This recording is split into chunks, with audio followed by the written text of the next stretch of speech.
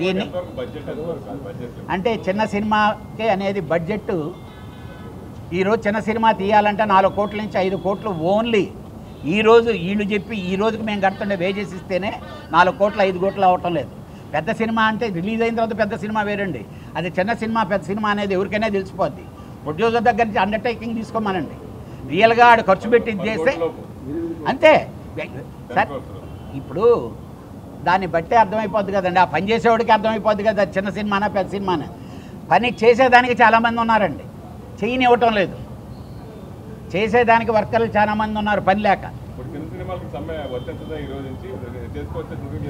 ఎవరు వాళ్ళు పైసా పెంచి ఇచ్చేది లేదు, ఎవరు చేసుకోగలిగినా వాళ్ళు సినిమా షూటింగ్ చేసుకోవచ్చు, ఇప్పుడు నుంచే చేసుకోవచ్చు. చిన్న సినిమా అనేవాడు వేజెస్ పెంచరు, వాళ్ళు ఎవరితో పని చేసుకున్నా ఎవరు పోయి ఎవరు ఆపేదానికి రైట్ లేదండి.